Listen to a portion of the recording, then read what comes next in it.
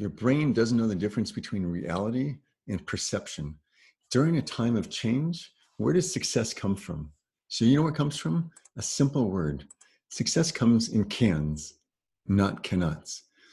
During times of change, our brain keeps thinking about what we can't do.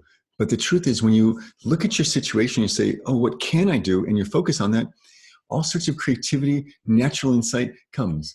And so during a time of pivot, we have the old world. The old world was, I know how to do these past opportunities.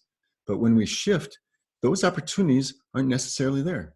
And so you look at the new opportunities. What do you look for? Success found comes in hunger. If I have a choice to sell aspirin or vitamins, from a marketing perspective, any day of the week, I'll choose aspirin because it solves a problem. There's hunger.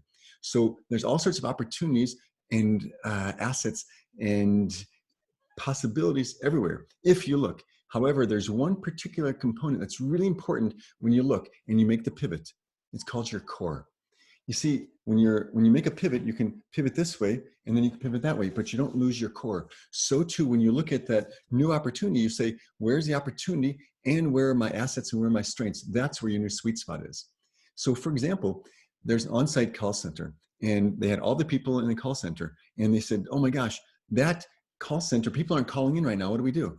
We looked at our core and they said, oh, you know what? We can shift to what's called EBO, extended business opportunities, meaning there was hospitals that couldn't handle the volume that was coming in. And so therefore they just shifted and they said, hey, where's the hunger? Oh, they're hungry for that right now. So as you make a pivot, there's a really, really important word that we need to let go of. Expectations are driving me mad. So they are the kiss of death. I expect that it should be the way it was. I expect that it should be able to continue on. It shouldn't be like this. We need to let go of expectations and instead embrace what is. If you can embrace what is, it's not easy. And you might not like the choices, but if you embrace what is, then you'll be able to choose your next step. Then you're in a position of choice and you're in a position of being able to make an effective pivot.